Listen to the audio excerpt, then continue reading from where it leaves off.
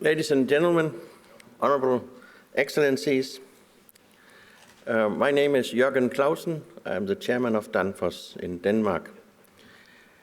There is no way around beginning any speech on climate change without realizing all the facts. It is real, it is here, and the consequences are all around us, more or less visible.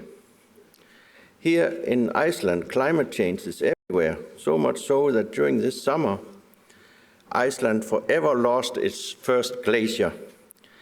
The plaque signboard that Prime Minister Katrín Jakobsdóttir set up here, where the arctic.circle glacier once throned, puts bluntly the following text.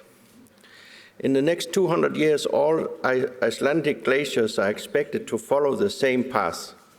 This monument is to acknowledge that we know what is happening and what needs to be done. Only you know if we did it. Yes, climate change consequences are all around us and they look bleak. However, there is a reason to be hopeful. With the technologies that we have today, scaling up energy efficiency in buildings, transportation, industry, heating and cooling is possible and could help us in reaching the necessary emissions reduction fast, efficiently and comparatively cheap. Ladies and gentlemen, we are gathering in Iceland this week to discuss the status and the future of the Arctic region. The debate must begin with the environmental and climatic preconditions and the changes that shape this region so fundamentally in front of our eyes. If we wish to preserve the Arctic region as we know it, or even if we just want to protect it during climate change as much as possible, we need to focus on the how. How do we do it? How do we limit and mitigate man-made climate changes? What do we have to do in order to keep the temperatures from rising beyond what we can manage? The industry comes in where we start discussing the how, and that how consists of 3 steps. First, we need to use less energy overall by avoiding waste. Second, the energy that we will always continue to need must come from renewable sources. And thirdly, we need to electrify as much of the technological processes as possible. These are the overarching important goals and strategies. What we do in Danfoss is helping the world to avoid waste energy. Energy efficiency is the fundamental idea where we can achieve more with less. Heat and cool our houses more efficiently and with less energy, or have an electric motor doing the same task as it does today, but with less waste.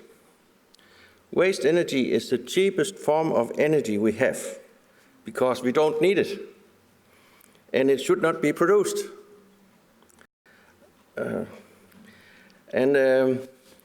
You can listen to the international energy agencies as well. They say that we know that right efficiency policies enable the world to achieve more than 40% of the emission cuts needed to reach its climate goals without new technology. In Denmark, energy efficiency has helped the country to decouple the economic growth from greenhouse gas emissions. And every day now, Denmark is moving further on producing more with less. As the world is moving towards ever more urbanization and with a projected growth in population, there is no way around increasing energy efficiency. Only in that way we bring down the amount of energy we waste today. If we do not bring down the waste, our growth won't survive and our power supply will simply not be enough. And instead of moving forward, the green transition will stall in its tracks. In short, If we don't begin the green transition by increasing our energy efficient goals, while large part of the world are still developing to the high standards that we want to share with them, then fighting climate change will be a lost cause. The world has a right to use the same high standards as we do, and we can make that a reality if we all become more efficient societies. It is not so much about sacrifices, but instead efficient living. And it is especially buildings that holds the key to achieving massive emission reductions by implementing much more energy efficiency.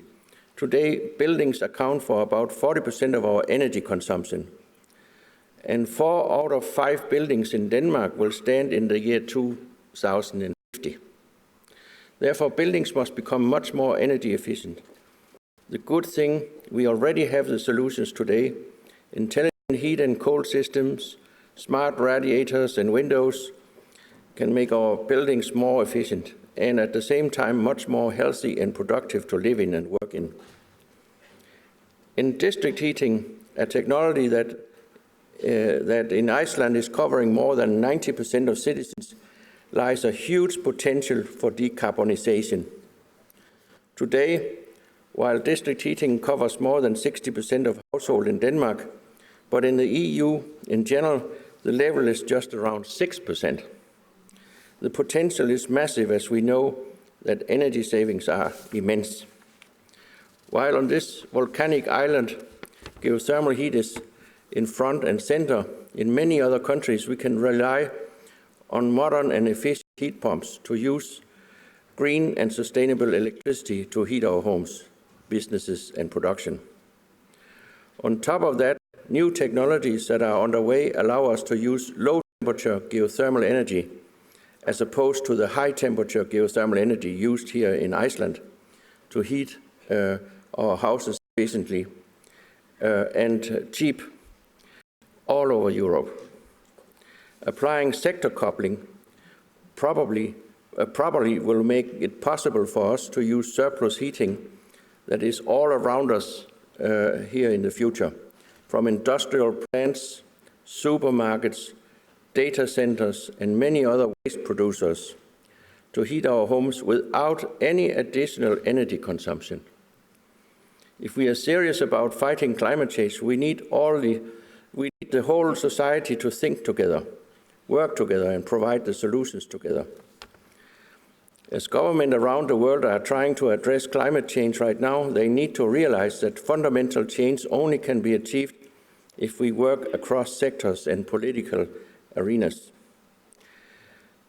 Taxation can be one of those issues that might not obviously be related to the green transition, but it does have a huge impact on people's decision-making, on investments and behaviors.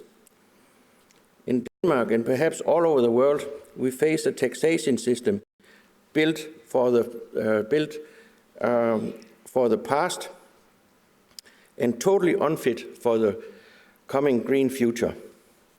It actively suppresses the use of surplus and waste heat, as I mentioned before, resulting in immense energy resources being lost every day.